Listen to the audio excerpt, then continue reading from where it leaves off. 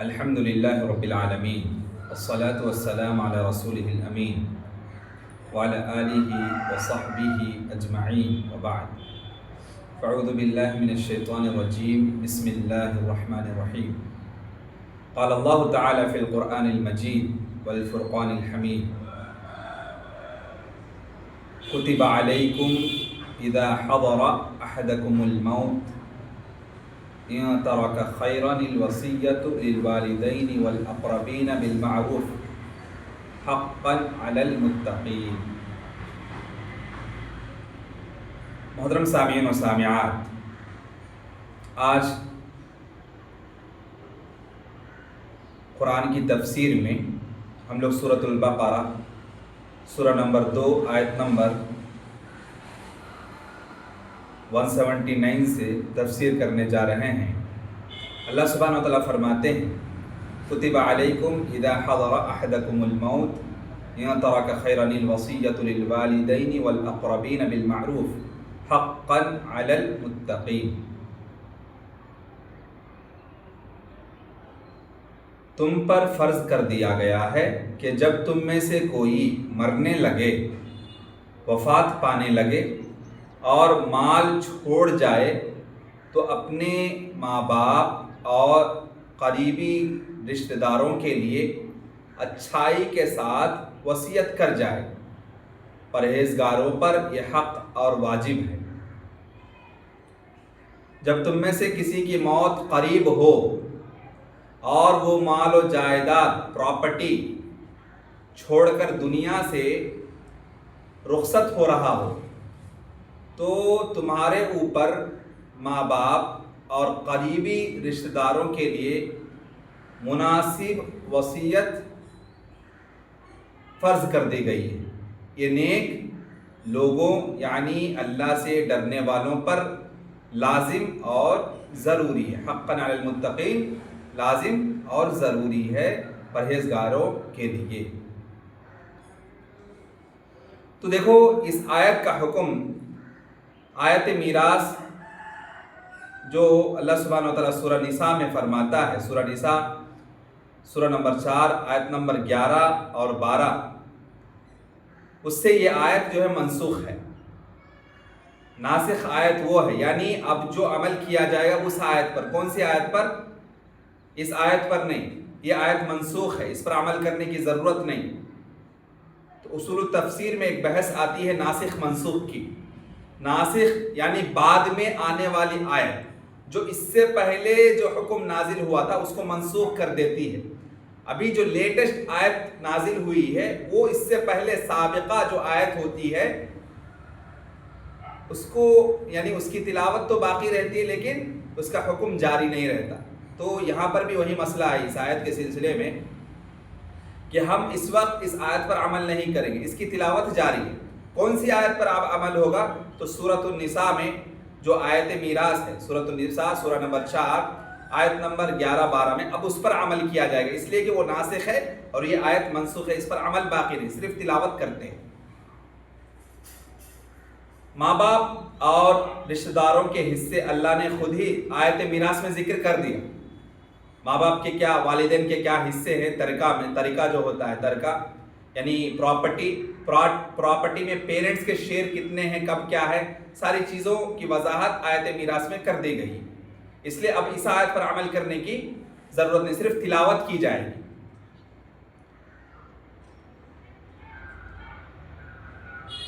اللہ سبحانہ و تعالیٰ ماں باپ اور رشتہ داروں کے حصے خود آیت میراث میں سورہ نساء کے آیت نمبر 11-12 میں مقرر فرما دیا۔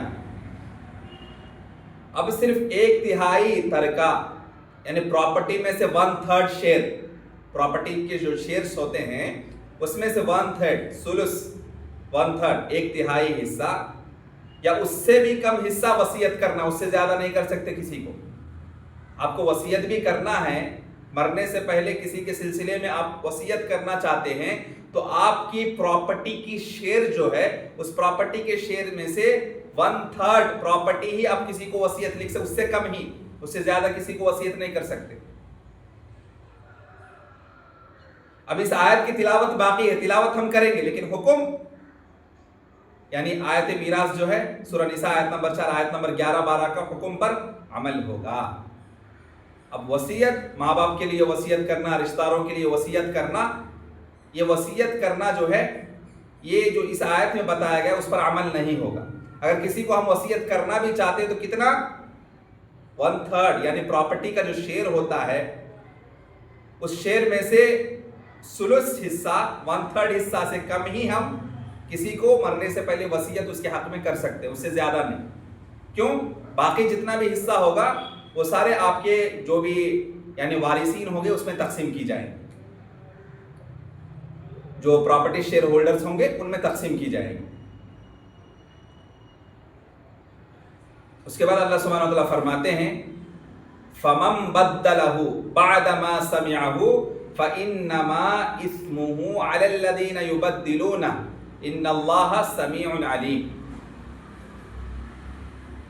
اب جو آدمی اسے سننے کے بعد بدل دے اس کا گناہ بدلنے والے پر ہی ہوگا، واقعی اللہ تعالیٰ سننے والا اور جاننے والا ہے۔ یعنی پھر اگر کوئی آدمی وصیت لینے کے بعد اسے بدل دے گا تو اس کا گناہ بدلنے والوں پر ہی ہوگا، یعنی وصیت کی تھی اب اس سے جو ہے منہ پھیر رہا، جو وصیت کر دی لکھ دی تھی یعنی میرے پراپرٹی میں تمہاری اتنی شیئرز ہوں گی، اب جو ہے وہ اس کو ریجیکٹ کر رہا ہے کہ میں نے ایسا نہیں کہا تھا، میں اپنی بات کو ریٹرن لیتا ہوں، تو اس کا گناہ اسی پر ہوگا۔ یقینا اللہ سبحانہ و تعالیٰ سب کچھ سننے والا، سب کچھ جاننے والا ہے۔ تو پراپرٹی کے جو شیئرز ہیں مرنے سے پہلے جب وصیت کرتے ہیں تو اللہ سے ڈرتے ہوئے کرنا چاہیے، کیونکہ آپ کسی کا ناحق حق ماریں گے، جس کا جو حق ہے وہ نہیں دیں گے تو اللہ سبحانہ و تعالیٰ کل قیامت میں پراپرٹی کے شیئرز کے سلسلے میں بھی، میراث کے سلسلے میں بھی، وراثت کے سلسلے میں بھی کل قیامت میں سوال ہونے والا ہے۔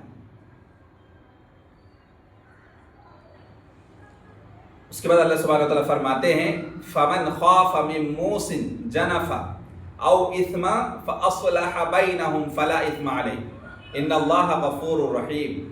اگر کسی کی وصیت کرنے والے کی طرف سے انجانے میں یا جانتے بوجھتے طرفداری کا خطرہ ہو اور وہ وارثوں میں صلح کرا دے تو اس پر گناہ نہیں ہے، یقینا اللہ سبحانہ وتعالیٰ بڑا بخشنے والا اور بڑا رحم کرنے والا ہے۔ ہاں اگر کسی کی وصیت کرنے والے کی طرف سے جانبداری، وصیت کرنے والا جو ہے اس کی طرف سے جانبداری، ایک طرفہ بات کرنے یا گناہ کا ڈر ہو، اس لیے اگر کوئی آدمی رشتہ داروں کے درمیان صلح کراتا ہے، صفائی کراتا ہے تو ایسا کرنے والا گناہ گار نہیں ہوگا، یقینا اللہ بہت معاف کرنے والا اور بڑا رحم کرنے والا ہے۔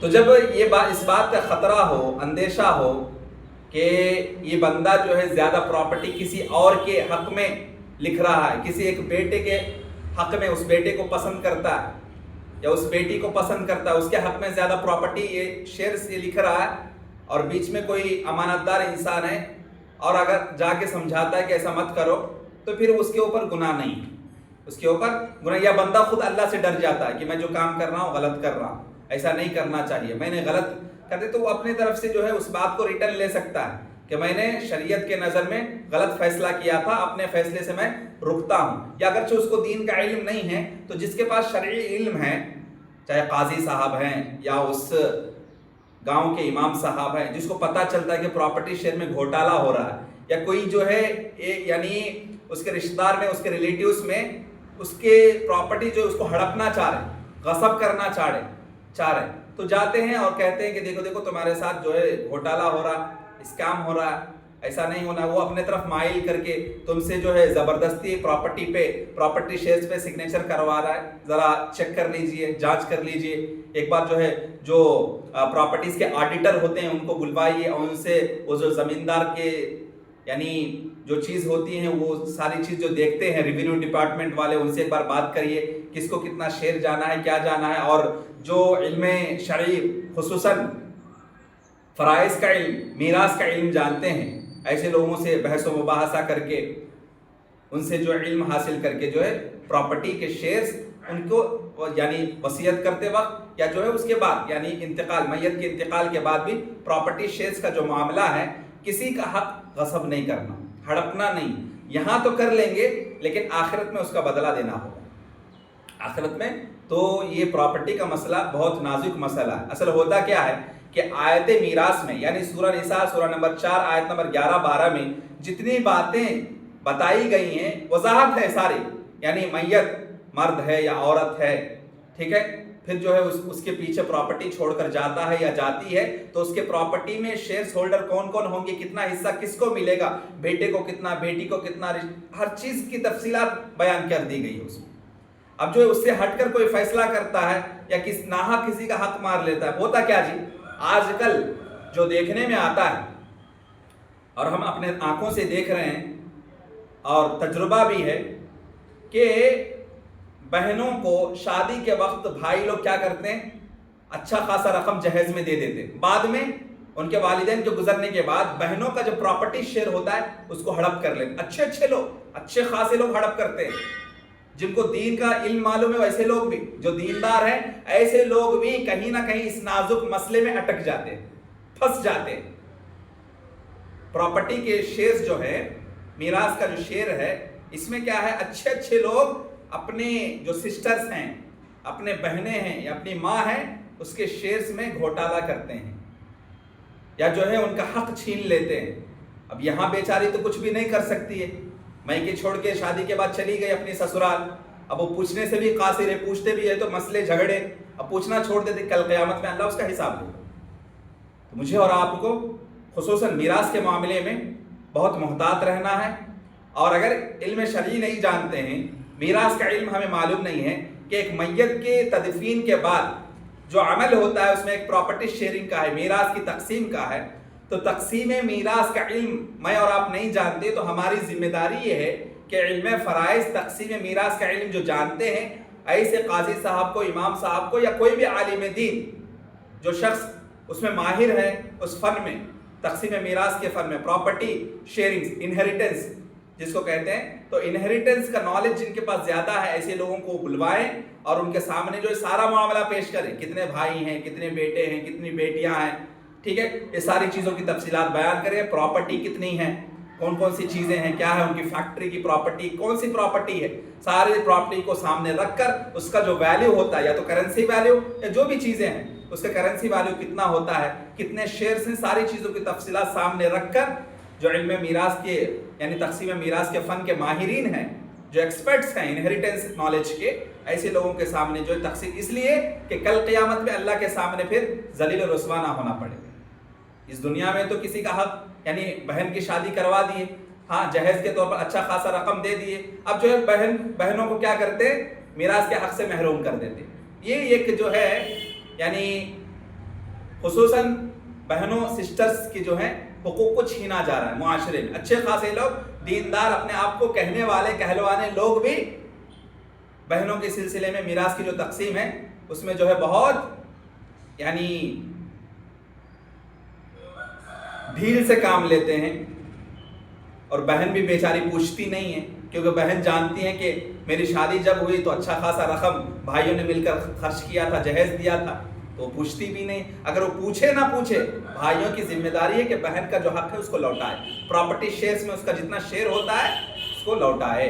کیونکہ یہاں تو ہر چیز، اس لیے اللہ سبحانہ وتعالیٰ فرما رہے ہیں کہ حقاً علی المتقین، کہ جس کا جو فرض ہے تقوی اختیار کرتے ہوئے ان کا فرض ان کو لوٹا دو، اور اللہ سے ڈرتے ہوئے فیصلہ کرنا کہ کہیں کوئی زمین ہے، کوئی پراپرٹی ہے یا کسی بھی چیز میں وہ جو شیئر ہے ماں باپ کا چھوڑا ہوا، اس میں بہنوں کا کتنا شیئر ہے اس کو جانا چاہیے. بھائیوں کا جو ایسا بھی نہیں ہونا چاہیے کہ کوئی بڑا بھائی ہے ہاں یا کوئی بھی بھائی بہنوں میں جو ہے ان سے زیادہ مالدار ہیں، ان کے اور ایک بھائی غریب ہے، ایک بہن غریب ہے، تو اپنی مالداری کی بنیاد پر اسٹیٹس ہے، عہدہ ہے ہاں، جس کی وجہ سے جو ہے اس کو دباتا ہے، اس کے حقوق کو چھین لیتا ہے، غصب کرتا ہے، ہڑپ لیتا ہے. ایسا نہیں ہونا چاہیے، کیونکہ یہاں تو ہڑپ لیں گے، کل قیامت میں اس کا بدلہ دینا ہے. تو کس کے کتنے شیئرز ہیں، اب سورہ نساء سورہ نمبر 4 آیت نمبر 11-12 میں تفصیلات ہے. ایک صفحہ پورا، ایک پیج میں آپ کو ساری تفصیلات مل جائیں گی. اس کے بعد اللہ سبحانہ و تعالیٰ یہاں سے جو ہے رمضان کے احکام و مسائل کا تذکرہ ہے. اللہ سبحانہ و تعالیٰ فرماتے ہیں یا ایھا الذین آمنوا کتب علیکم الصیام کما کتب علی الذین من قبلکم لعلکم تتقون. اے ایمان والو، تم پر روزے فرض ہے، تم پر روزے رکھنا فرض کیا گیا ہے، جیسا کہ کما کتب علی الذین من قبلکم، جیسا کہ تم سے پہلے لوگوں پر فرض کیا گیا تھا. کیوں؟ لعلکم تتقون، تاکہ تم میں تقوی پیدا ہو. اے ایمان والو، تم پر روزے فرض کیے گئے ہیں جیسے تم سے پہلے لوگوں پر فرض کیے گئے تھے، تاکہ تم متقی بن جاؤ، نیک بن جاؤ، پرہیزگار بن جاؤ. ایام معدودات فمن كان منكم مريضا او على سفر فعدة من ايام اخر وعلى الذين يطيقونه فدية طعام مسكين فمن تطوع خيرا فهو خير الله وان تصوموا خير لكم ان كنتم تعلمون. گنتی کے چند دن ہیں، یہ جو 30 دن 29 دن 30 دن ہوتے ہیں نا رمضان کے مہینے کے، گنتی کے چند دن ہیں. لیکن تم میں سے جو آدمی بیمار ہو یا سفر میں ہو، مسافر ہو، تو وہ دوسرے دنوں میں بیماری کی مشقت کی وجہ سے، بیماری کی تکلیف کی وجہ سے یا سفر کی مشقت تکلیف کی وجہ سے اس کو برداشت نہ کرتے ہوں، تو پھر کیا کریں گے؟ دوسرے دنوں میں اس کی گنتی کو پورا کر لیں گے. یہاں روزہ ترک کر دیں گے، چھوڑ دیں گے بیماری کی وجہ سے یا سفر کی مشقت کی وجہ سے، دوسرے دن میں اس کو پورا کریں گے، کمپلیٹ کریں گے، پینڈنگ رہ جائے گا. اور اس کی طاقت رکھنے والے فدیہ میں پورا کریں، اور اس کی طاقت رکھنے والے فدیہ میں ایک مسکین کو کھانا کھلا دے. پھر جو آدمی نیک میں سبقت کرے گا، نیکی کے کام میں سبقت کرے گا، اسی کے لیے بہتر ہے. فمن تطوع خیرا فهو خیر اللہ. جو نیکی کے کام میں سبقت کرتا ہے، کمپٹیشن کرتا ہے، تو پھر یہ اسی کے لیے بہتر ہے. وان تصوموا خیر لکم ان کنتم تعلمون. لیکن تمہارے حق میں بہتر کام روزہ رکھنا ہے. اگر تم سمجھو تو تمہارے لیے یہی بہتر ہے. رمضان کے روزے، رمضان کے مہینے کے روزے گنتی کے چند ہی دن ہیں، 29 دن یا 30 دن. اگر تم میں سے کوئی بیمار ہو یا سفر کی حالت میں ہو، مسافر ہو، تو دوسرے دنوں میں رمضان کے چھوٹے ہوئے روزوں کو جو بھی رمضان کے چھوٹے ہوئے جتنے بھی دن کے پینڈنگ ہیں اس کو کمپلیٹ کر لو، گن کو پورا کر لو. جتنے بھی دن ہیں اس کو گن کر کیلکولیٹ کر کے اتنے دن رمضان کے بعد پینڈنگ جو ہے اس کو کمپلیٹ کر لو. اور ایسے بوڑھے آدمی، بوڑھی عورتیں جن کو روزے رکھنے کی بالکل بھی طاقت نہیں ہے، سمجھ رہے، ہیلتھ ایشو ہے، روزہ رکھ ہی نہیں سکتے، وہ طاقت ہی نہیں ہے، فیوچر میں بھی نہیں رکھ سکتے، وہ طاقت ہے ہی نہیں، ان کو انرجی ہی نہیں ہے، امیونٹی پاور بہت کم ہے. وہ روزہ رکھیں گے تو دوسری بیماریاں آ جائیں گی. ڈاکٹر نے کہا ہے، ایماندار ڈاکٹر جو ہے اس نے پرسکرپشن میں لکھ دیا ہے کہ ایسے لوگ جو ہے روزہ نہیں رکھ سکتے، یا جو ڈاکٹر کا حکم ہے وہاں پہ جن روزے یعنی میڈیکل ایشوز ہیں، میڈیکل پرابلمس ہیں، ہیلتھ ایشوز ہیں، جن کو روزہ رکھنے کی بالکل بھی طاقت نہیں ہے، تو ان روزے کے ہر دن کا فدیہ، ایک دن کا روزے کا فدیہ بدلہ ایک مسکین کو کھانا کھلائے. اور جو کوئی اپنی خوشی سے زیادہ نیکی کرنا چاہے تو اس کے لیے بہتر ہے، اور تکلیف برداشت کرتے ہوئے روزہ رکھ لینا تمہارے لیے زیادہ بہتر ہے اگر تم جانتے ہو. تو سفر کی حالت میں، سفر آسان ہے، رکھ سکتے ہو رکھ لو، یہ تمہارے لیے بہتر ہے. بیمار ہو لیکن ہلکا پھلکا، زیادہ جو ہے یعنی کریٹیکل کنڈیشن نہیں ہے بیماری کی حالت میں، لیکن روزہ رکھ سکتے ہو، کوئی مسئلہ نہیں ہے. ڈاکٹر بھی کہا ہے کہ کوئی مسئلہ نہیں، no problem, you can continue اور فاسٹنگ. ٹھیک ہے، رمضان کے روزے تم رکھ سکتے ہو، یعنی دوائیاں جاری ہیں، ٹریٹمنٹ ہو رہا ہے، لیکن رمضان کے روزے رکھنے سے تمہارے صحت کے اوپر کوئی اثر نہیں پڑ رہا، صحت متاثر نہیں ہو رہا، میڈیکل ریزن کچھ بھی نہیں ہے. اگر رکھنا چاہتے ہو تو یہ تمہارے لیے، بیماری رہنے کے باوجود رکھ سکتے ہو، تمہارے جان کو کوئی خطرہ نہیں تو رکھو. سفر کی حالت میں چھوٹ ہے، رخصت ہے کہ تم چھوڑ سکتے ہو، لیکن سفر آسان ہے. ہاں، اے سی ٹرین میں، اے سی کوچ میں ہیں آپ، یا جو ہے ہوائی جہاز ہے، ایروپلین میں سفر کر رہے ہیں آپ، بہت آسان ہے سفر، یعنی چند گھنٹوں کا سفر ہے، اور رکھنا آپ کے لیے آسان ہے، کوئی مشقت نہیں ہے، تو آپ کے لیے رخصت ہے، رکھیے، یعنی چھوڑ بھی سکتے ہیں، آسان ہے، تو بہتر یہ ہے کہ تم روزہ رکھو.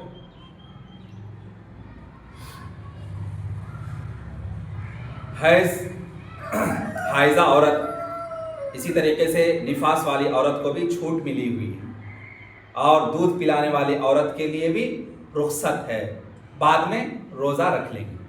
جو حائضہ عورت ہوتی ہیں جتنے دن یعنی وہ ایام ہوتے ہیں ماہواری کے ایام، جتنے دن وہ حائضہ رہیں گی تو اتنے دن کے روزے وہ کمپلیٹ کریں گے، رخصت ہے، بعد میں اس روزے کو پورا کر لیں گے۔ یا نفاس یعنی ڈیلیوری کے بعد، پریگننسی کے بعد جو ڈیلیوری ہوتا ہے اس کے بعد جو ہے نفاس کا جتنے بھی ایام، جتنے بھی 30 ڈیز 40 ڈیز، یعنی وہ ان کے جو باڈی یعنی ان کی فزیکل جو ہوتا ہے، فزیکلی باڈی کسی کا جلدی سپورٹ کرتا ہے، کسی کا دیر سے سپورٹ کرتا ہے ریکوری کے لیے، تو جتنے دن نفاس کا جو خون ہوتا ہے باہر نکلتا ہے اتنے دن تک جو ہے وہ روزہ نہیں رکھے گی۔ اس کے اگر نفاس کی حالت میں یا حائضہ ہے عورت، یا جو ہے دودھ پلانے والی عورت ہے اور اسے دودھ پلانے سے بچے کی یعنی جان پر جو ہے زیادہ دودھ پلائیں گی، یا روزے کی حالت میں دودھ نہیں پلا سکتی ہے، کمزور ہو سکتی ہے، اس کے جان کو خطرہ ہے، یا بچے کی صحت متاثر ہو سکتی ہے، تو پھر ایسے عورتوں کے لیے بھی رخصت ہے۔ وہ رمضان کے بعد جو ہے جب اس کو وقت ملے گا اس کو کمپلیٹ کریں گے، چھوڑنا نہیں، پینڈنگ رہے گا اس کو کمپلیٹ ہی کرنا۔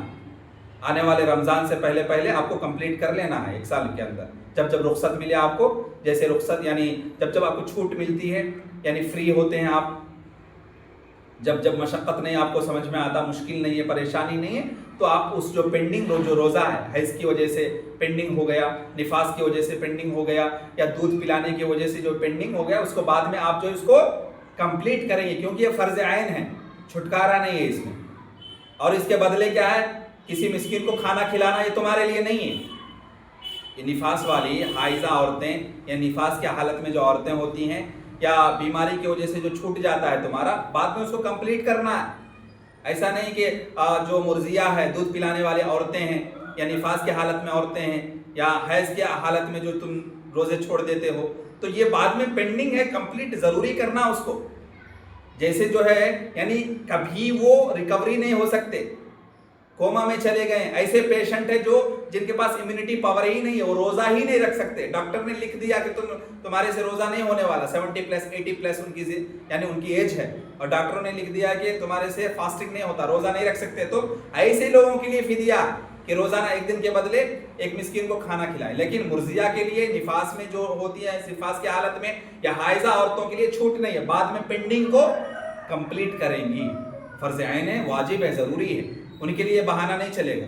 یہ بہانہ یعنی ایک رخصت جو ہے ایک دن کے بدلے ایک آدمی کو، ایک مسکین کو کھانا کھلانا، یہ صرف ان لوگوں کے لیے ہے جو ہمیشہ کے لیے بیڈ ریسٹ میں پیشنٹ ہے، کوما میں چلے گئے، یا 70-80+ کے ہیں، وہ روزہ نہیں رکھ سکتے، طاقت ہی نہیں ان کو، امیونٹی پاور ہی نہیں ہے، ایسے لوگوں کے لیے وہ رخصت ہے۔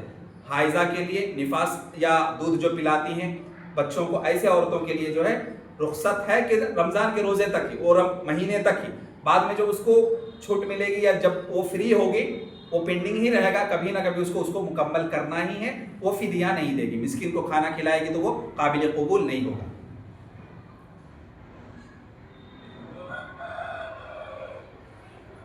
جس طریقے سے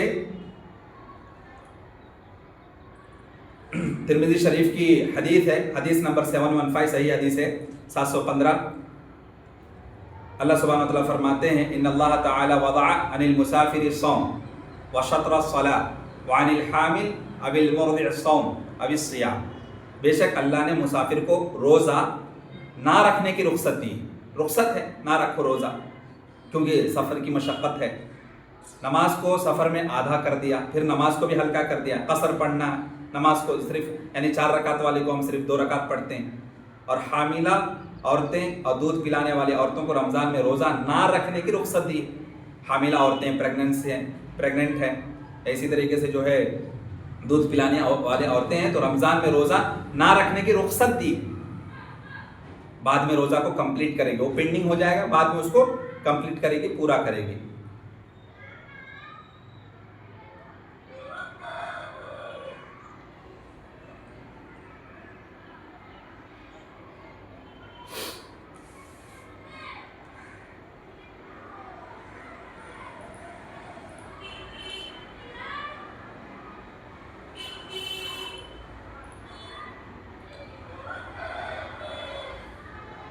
اس کے بعد اللہ سبحانہ وتعالیٰ فرماتے ہیں شہر رمضان الذی انزل فیہ القرآن ہدی للناس وبینات من الہدی والفرقان فمن شہد منکم الشہر فلیصم ومن کان مریضا او علی سفر فعدۃ من ایام اخر یرید اللہ بکم الیسر ولا یرید بکم العسر وَلِتُكْمِلُوا الْعِدَّةَ وَلِتُكَبِّرُوا اللَّهَ عَلَى مَا هَدَاكُمْ وَلَعَلَّكُمْ تَشْكُرُونَ۔ رمضان وہ مہینہ ہے جس میں اللہ سبحانہ وتعالیٰ نے قرآن مجید کو نازل فرمایا جو تمام لوگوں کے لیے ہدایت ہے۔ یہ صرف مسلمانوں کی کتاب نہیں، یہ ہدی للناس ہے، تمام لوگوں کے لیے ہدایت کا ذریعہ ہے، تمام انسانیت کے لیے ہدایت کا ذریعہ ہے، اور اس میں صحیح راستہ دکھانے کی کھلی نشانیاں موجود ہیں۔ وبینات من الہدی والفرقان، اس میں صحیح راستہ، سیدھا راستہ، صراط مستقیم کی طرف رہنمائی ہے، کھلی نشانیاں موجود ہیں۔ ان آیتوں کی روشنی میں تم صراط مستقیم کیا ہے پہچان سکتے ہو، اور فرقان ہے وہ قرآن کیا ہے، فرقان ہے یعنی حق کیا ہے، باطل کیا ہے، صحیح کیا ہے، جھوٹ کیا ہے، ہاں ایمان کیا ہے، کفر کیا ہے۔ تو حق و باطل کے درمیان تمیز کرنے والی چیز ہے، تمیز کرنے کا ایک پیمانہ ہے۔ سچ اور جھوٹ کے درمیان قرآن صاف صاف فیصلہ کرنے والا ہے۔ فمن شہد منکم الشہر فلیصم، اس لیے تم میں سے جو کسی کو بھی، جس کسی کو بھی یہ رمضان کا مہینہ مل جائے تو وہ پورا مہینہ ضرور روزہ رکھے۔ ومن کان مریضا او علی سفر فعدۃ من ایام اخر، تو وہ پورا مہینہ ضرور رکھے گا، اور تم میں سے جو بیمار ہو یا سفر میں ہو تو وہ دوسرے دنوں میں چھوٹے ہوئے روزہ رکھ کر اپنی گنتی کو پورا کر لے۔ فعدۃ من ایام اخر، دوسرے دنوں میں یعنی سفر کی حالت کی وجہ سے یا بیماری کی وجہ سے روزہ چھوڑ دیے تھے، یا حائضہ تھی عورت، نفاس کی حالت میں تھی، یا دودھ پلانے والی تھی، رمضان کے روزے ان کے لیے رخصت کیے گئے، لیکن بعد میں اس کو کمپلیٹ کریں گے۔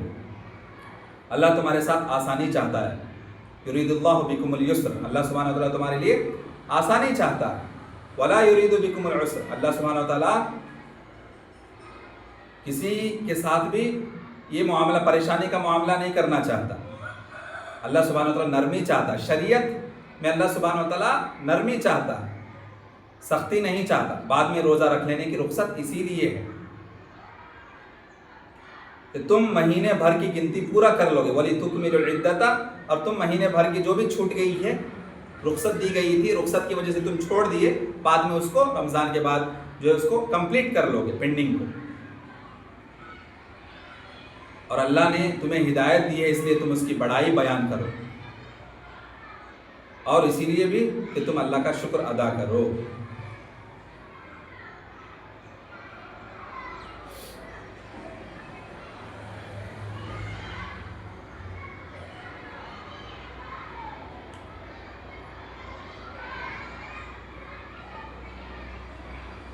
تو ان آیتوں سے روزوں کا مقصد اور اس کے احکام معلومات ہمیں حاصل ہوتی ہیں۔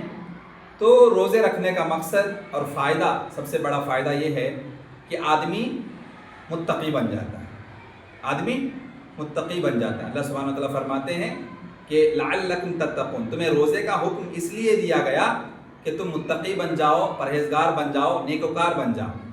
تو روزہ رکھنے کا مقصد اور فائدہ یہ ہے کہ آدمی متقی بن جائے۔ متقی کا مطلب یہ ہے کہ اللہ سے ڈرنے والا، گناہ سے بچنے والا، اللہ کی فرما برداری کرنے والا، اللہ کی نافرمانی سے بچنے والا۔ اور متقی کا مطلب ہے برے کام کو چھوڑنے والا، غلط کاموں کو ترک کرنے والا، غلط عادت و اطوار کو چھوڑنے والا۔ ہم نے روزے کے مقصد کو صحیح سے نہیں سمجھا۔ اس کا ثبوت یہ ہے کہ ایک روزے دار کھانا چھوڑ دیتا ہے مگر برائی نہیں چھوڑتا۔ سمجھ رہے؟ ہماری زندگی میں جب ہم جائزہ لیتے ہیں اپنی زندگی کا تو پتہ چلتا ہے روزے کی حالت میں ہم لیکن گناہ کا کام بھی کر رہے ہیں۔ تو روزے کا جو مقصد ہے وہ ہم نے صحیح سے سمجھا نہیں ہے۔ روزے کا مقصد کیا ہے؟ تقوی اختیار کرنا، ہمارے اندر پرہیزگاری لانا، اپنے نفسیانی خواہشات پر کنٹرول کرنا، یہ روزہ ہمیں سکھاتا ہے۔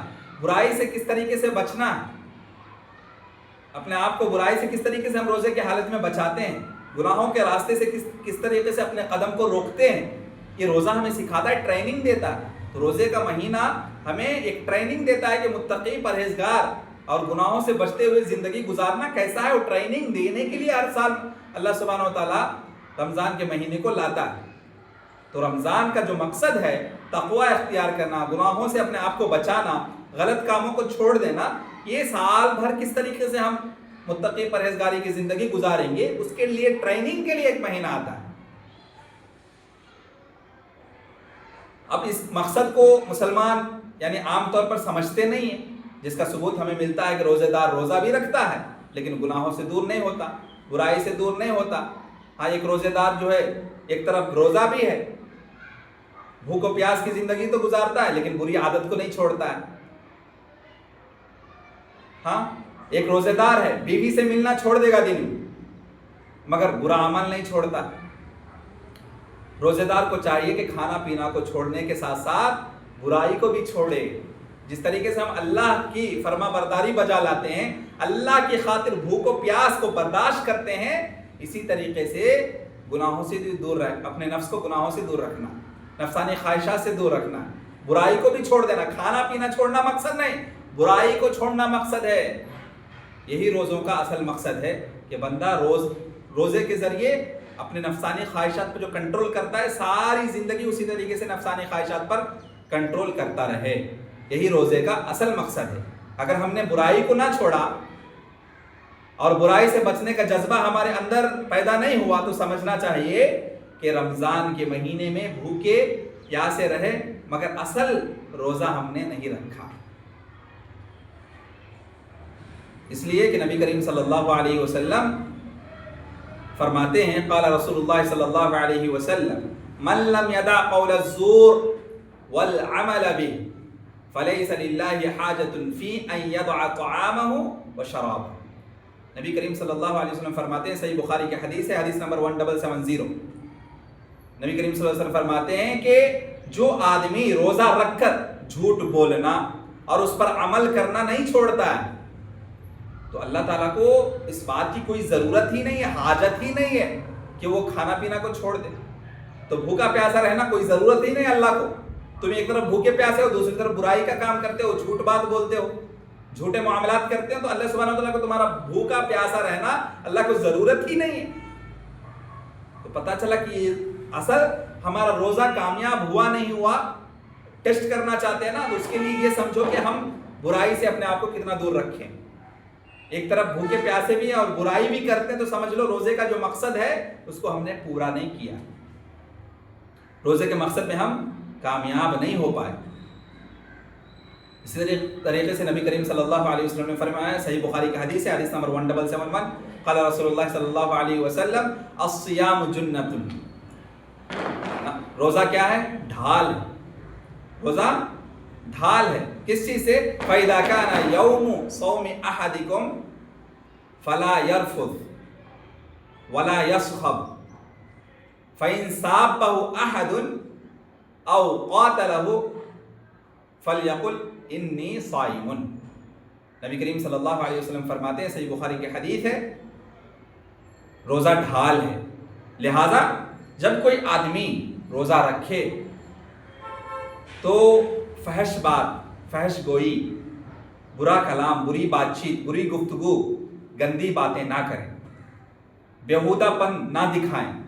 اگر روزے دار سے گالی گلوچ کرے کوئی آدمی آ کے یا جھگڑا کرے کوئی آدمی آتے تو روزے دار کو کہہ دینا چاہیے کہ بھائی میں روزے سے ہوں، تمہاری باتوں کا جواب نہیں دے سکتا. تو رمضان کا چاند دیکھنے کے بعد مسلمان مرد اور عورت پر روزے فرض ہیں، مگر جو لوگ زیادہ عمر دراز ہیں، بوڑھے ہیں یا ہمیشگی کا مرض ہے، ہمیشہ وہ بیماری رہتے، بیڈ ریسٹ پہ ہیں، کوما میں ہیں، تو ایک مسکین کو کھانا کھلا دے گا. مسافر اور بیمار روزہ چھوڑ سکتا ہے مگر بعد میں وہ قضا ہو جائے گا، پینڈنگ ہے، اس کو پورا کرے گا. روزہ صبح صادق سے لے کر سورج ڈوبنے تک کھانا پانی بیوی سے ہم بستری کرنے سے روزے دار کو رک جانا چاہیے. قرآن مجید کب نازل ہوا؟ قرآن مجید رمضان کے مہینے میں لیلۃ القدر میں نازل ہوا.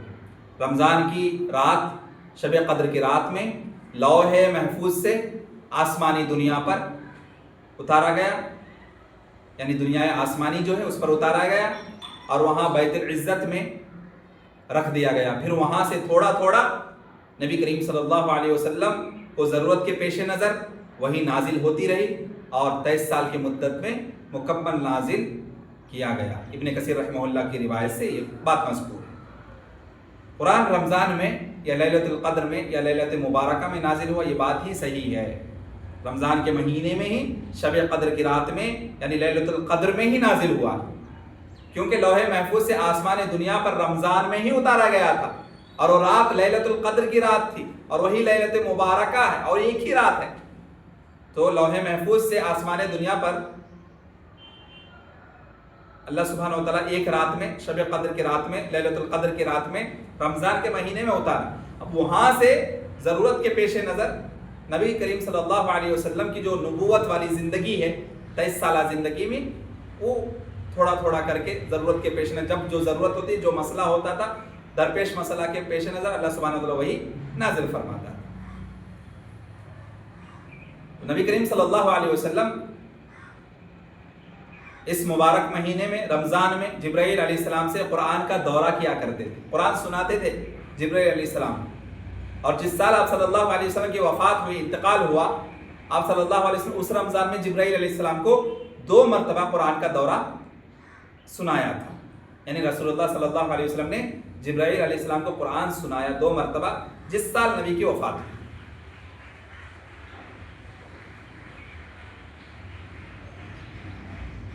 رمضان کی 3 راتیں 23، 25، 27 میں صحابہ کو بجماعت قیام اللیل بھی کروایا، سمجھ رہے؟ تو اللہ سبحانہ نبی کریم صلی اللہ علیہ وسلم جیسے صحیح سنن ابی داؤد کی حدیث ہے، حدیث نمبر 1166، اس میں یہ بات مذکور ہے کہ نبی کریم صلی اللہ علیہ وسلم نے رمضان کی 3 راتوں میں 23، 25 اور 27ویں میں صحابہ کو باجماعت قیام اللیل تراویح کی نماز بھی کروایا، جس کو اب تراویح بھی کہا جاتا ہے قیام اللیل۔ تو تراویح اس لیے کہتے ہیں کہ اس میں ریسٹ لیتے ہیں، 2 رکعت کے بعد تھوڑا، 4 رکعت کے بعد تھوڑی ریسٹ لیتے ہیں نا، تو ریسٹ لے کے نماز کی ادائیگی ہوتی ہے، اس لیے جو ہے تراویح کہا جاتا ہے اس کی۔ اب یہ تراویح 8 رکعت ہے، وطر کے ساتھ وطر 3 رکعت، تراویح 2 رکعت کر کے 8 رکعت، اس طریقے سے 11 رکعت تراویح ہے۔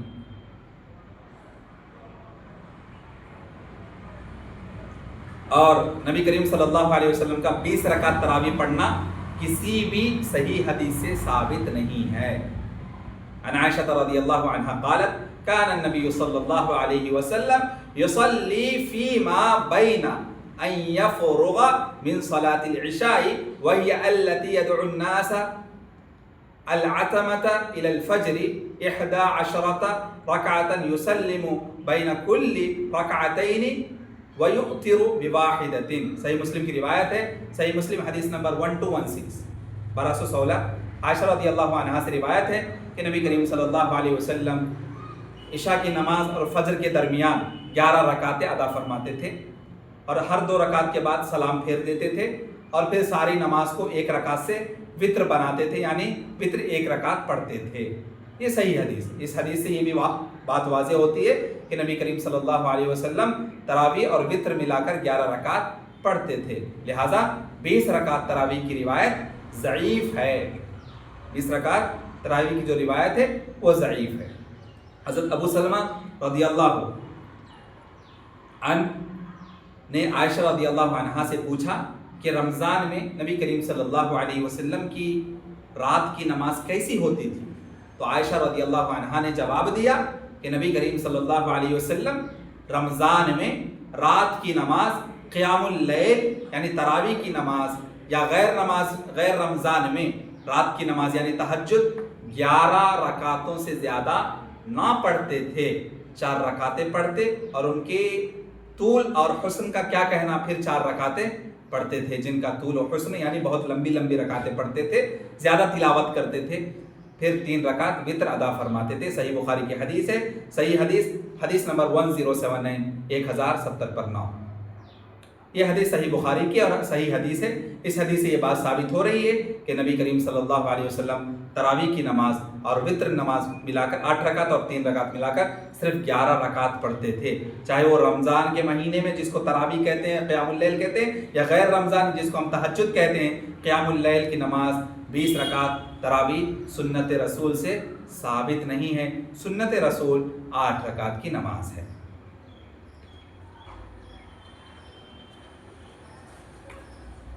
اس کے بعد وَإِذَا سَأَلَكَ عِبَادِي عَنِّي فَإِنِّي قَرِيبٌ أُجِيبُ دَعْوَةَ الدَّاعِ إِذَا دَعَانِ فَلْيَسْتَجِيبُوا لِي وَلْيُؤْمِنُوا بِي لَعَلَّهُمْ يَرْشُدُونَ.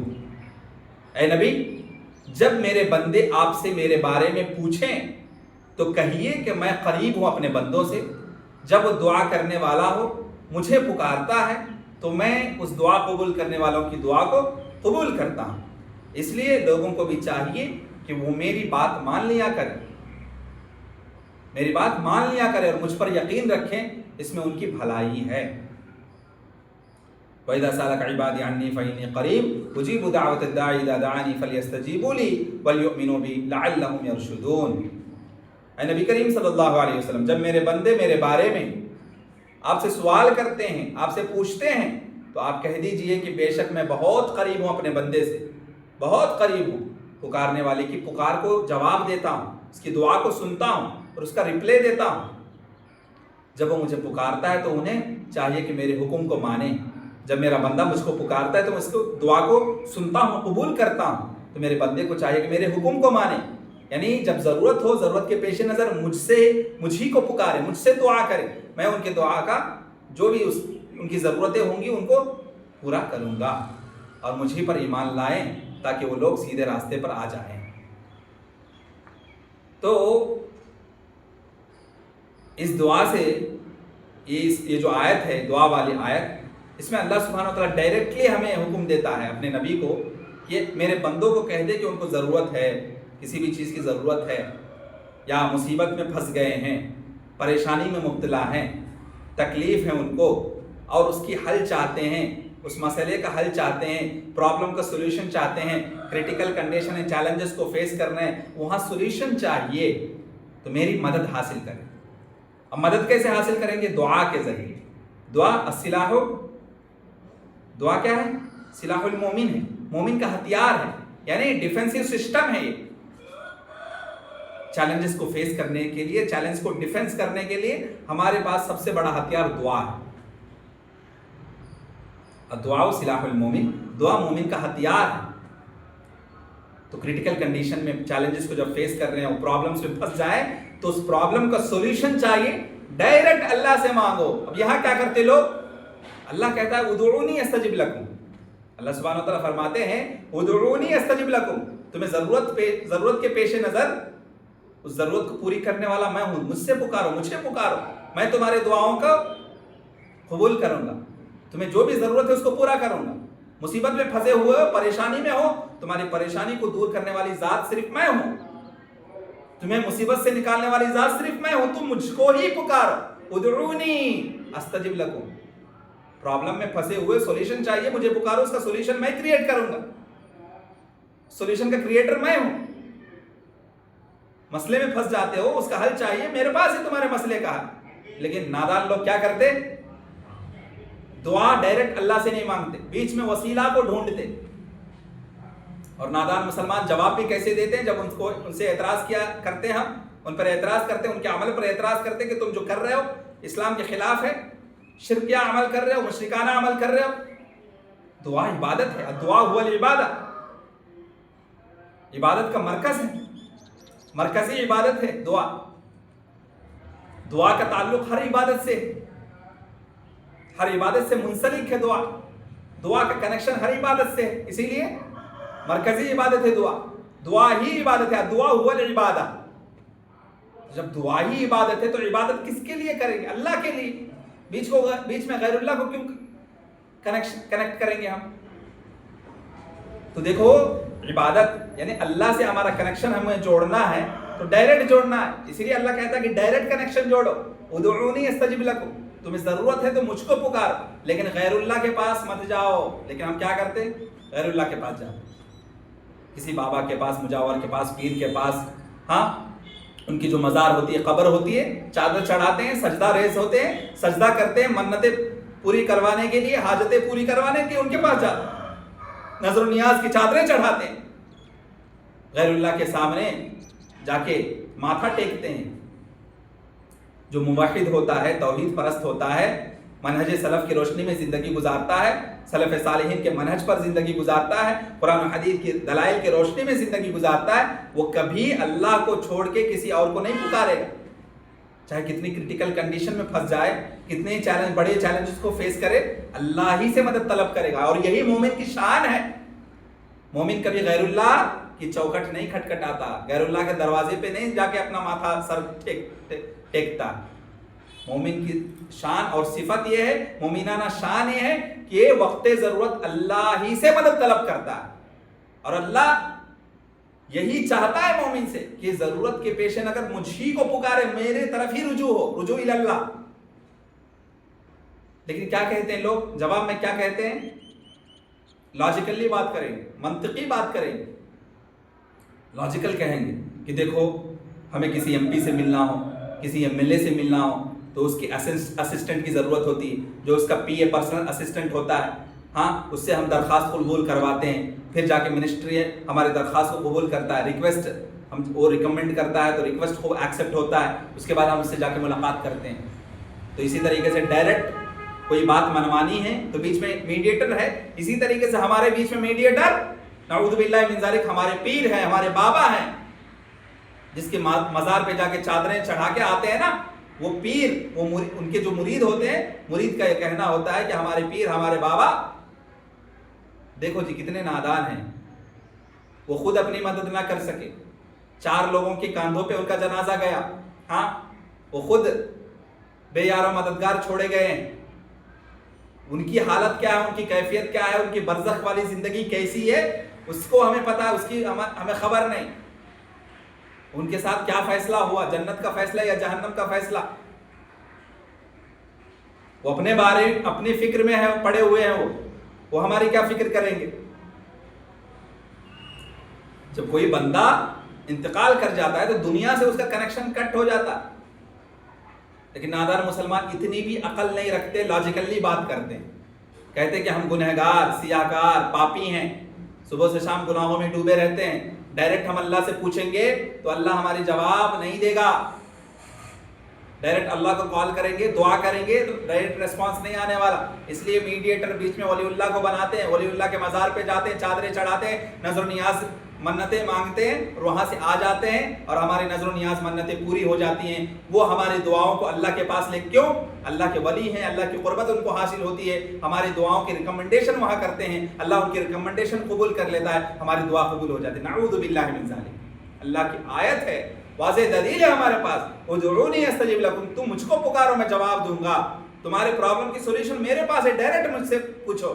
لیکن نادان مسلمان غیر اللہ کے دروازے کھٹکھٹاتے ہیں، مشرکانہ عمل ہے یہ، شرک ہے یہ۔ دعا صرف اللہ کی جائے، اللہ سے کی جائے، مدد صرف اللہ سے طلب کی جائے، یہی مومنوں کی شان ہے، یہی موحدوں کی شان ہے، یہی توحید پرستوں کی شان ہے، اور اللہ یہی چاہتا ہے۔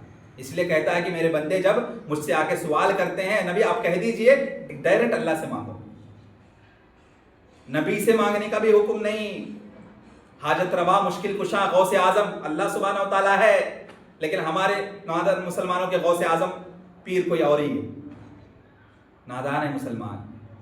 یہ جو ہے نا جی، یہ ریلیجیس اسکیم ہے، یہ مذہبی گھوٹالہ ہو رہا ہے، اپنے پیٹ پالنے کے لیے اپنے ضمیر کے ساتھ ساتھ اپنے مذہبی روایت کو بھی بیچ رہے ہیں لوگ،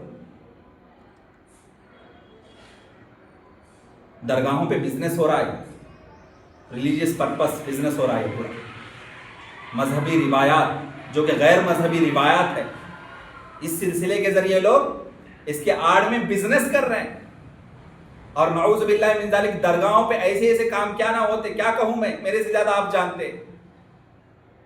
اللہ کی نافرمانی ایک تو شرک کا کام ہوتا ہے، شرک کا اڈا ہے، اس کے ساتھ ساتھ بہت سے گناہوں کا اڈا ہے۔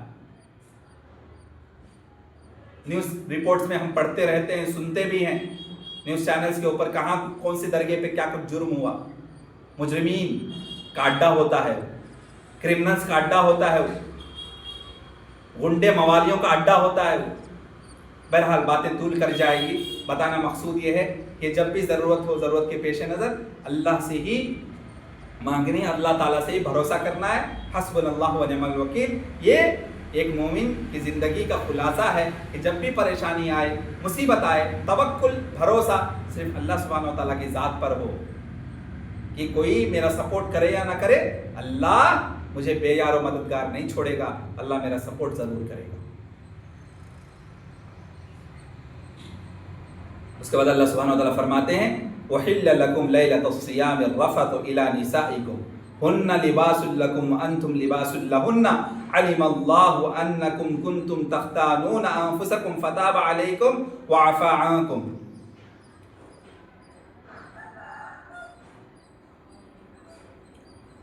فَالْآنَ بَاشِرُوهُنَّ وَابْتَغُوا مَا كَتَبَ اللَّهُ لَكُمْ وَكُلُوا وَاشْرَبُوا حَتَّى يَتَبَيَّنَ لَكُمُ الْخَيْطُ الْأَبْيَضُ مِنَ الْخَيْطِ الْأَسْوَدِ مِنَ الْفَجْرِ ثُمَّ أَتِمُّوا الصِّيَامَ إِلَى اللَّيْلِ وَلَا تُبَاشِرُوهُنَّ وَأَنْتُمْ عَاكِفُونَ فِي الْمَسَاجِدِ تِلْكَ حُدُودُ اللَّهِ فَلَا تَقْرَبُوهَا كَذَلِكَ يُبَيِّنُ اللَّهُ آيَاتِهِ لِلنَّاسِ لَعَلَّهُمْ يَتَّقُونَ۔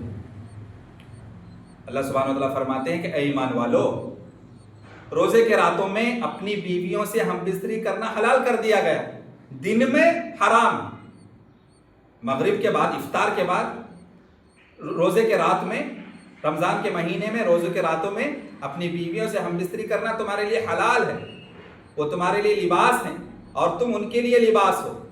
تو یہاں ظاہری لباس بھی مراد ہے، باطنی لباس، یعنی ان کے سیکریٹس کسی میں شیئر نہ کرو، تمہارے سیکریٹ وہ کسی میں شیئر نہ کرے، یعنی کوئی بھی راز میں ہی رہنا چاہیے، یعنی خاندانی جھگڑے، خاندانی معاملات یہ اپنے خاندان کے اندر ہی رکھو، فیملی ایشوز باہر نہ جائے،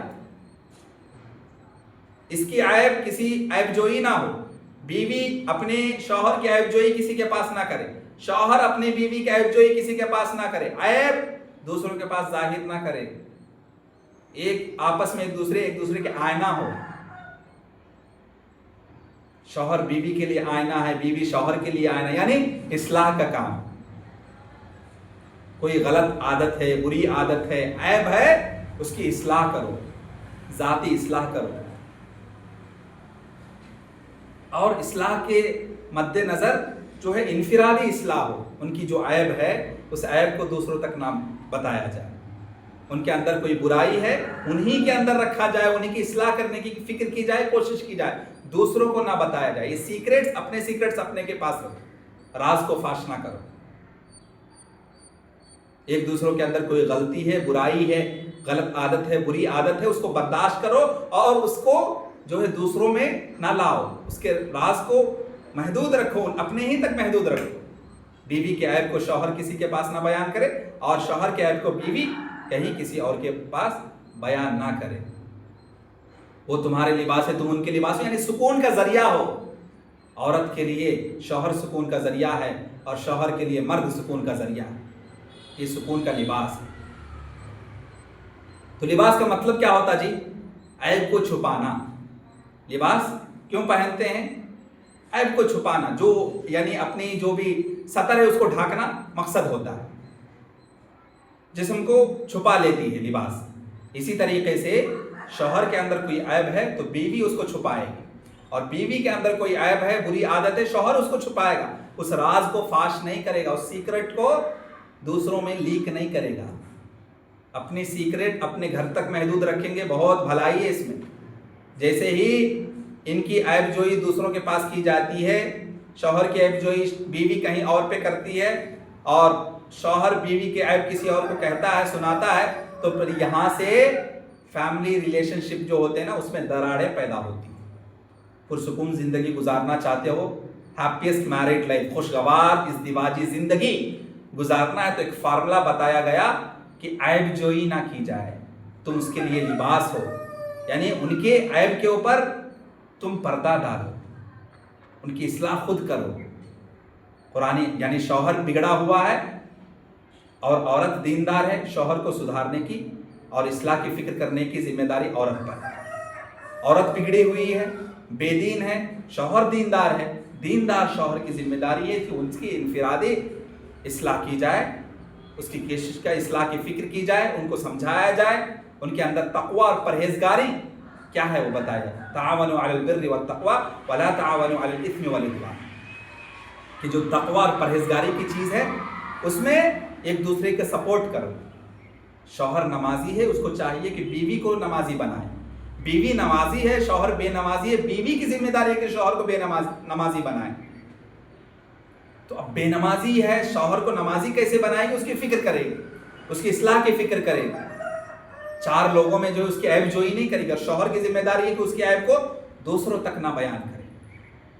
تو لباس جس طریقے سے کسی یعنی جسمانی عیب کو چھپاتا ہے، ہمیں بھی چاہیے کہ ایڈجسٹمنٹ کرتے ہوئے زندگی گزارے.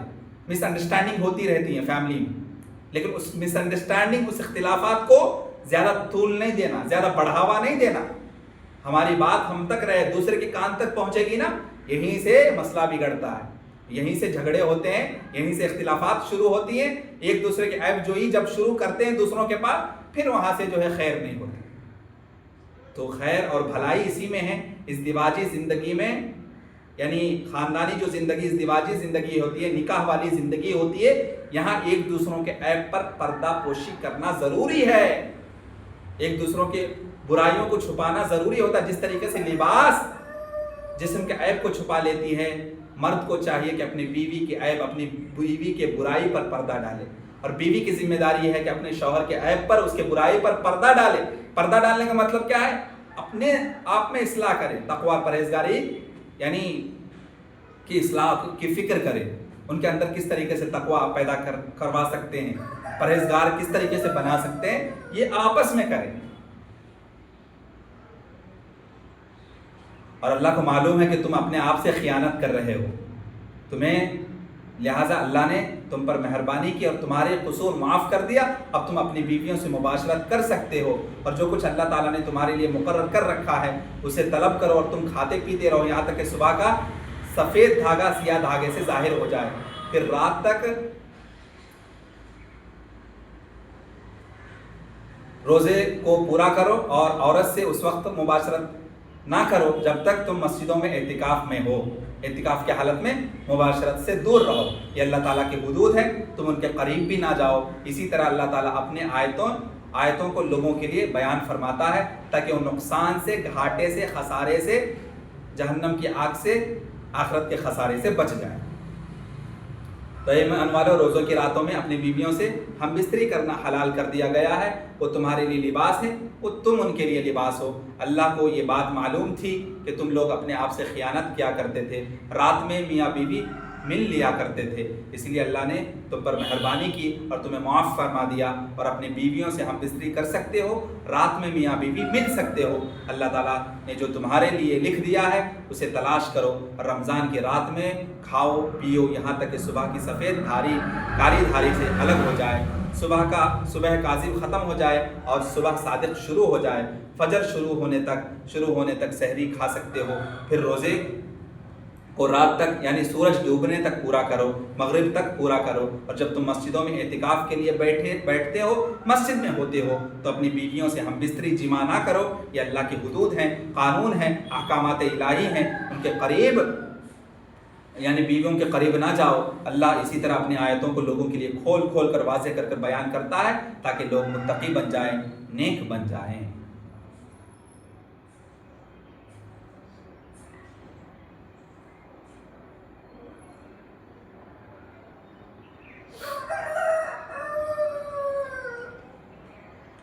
وَلَا تَأْكُلُوا أَمْوَالَكُمْ بَيْنَكُمْ بِالْبَاطِلِ وَتُدْلُوا بِهَا إِلَى الْحُكَّامِ لِتَأْكُلُوا فَرِيقًا مِّنْ أَمْوَالِ النَّاسِ بِالْإِثْمِ وَأَنْتُمْ تَعْلَمُونَ. اور اے لوگو، اے ایمان والو، آپس میں ایک دوسرے کا مال ناحق ناجائز طریقے سے حق مار کر نہ کھاؤ، اور نہ ہی لوگوں کا مقدمہ، لوگوں کا کیس، لوگوں کا معاملہ حاکموں یعنی ذمہ داروں تک اس مقصد کے لیے لے جاؤ تاکہ لوگوں کے مال کا ایک حصہ ناجائز طریقے سے جانتے بوجھتے تم کھا جاؤ. یعنی باطل طریقے سے کھانے سے مراد چوری کرنا، امانت میں خیانت کرنا، ڈاکہ ڈالنا، جوا، سود، رشوت وغیرہ سے مال کھانا، ذمہ داروں کو رشوت دے کر فیصلہ اپنے حق میں کر لینا.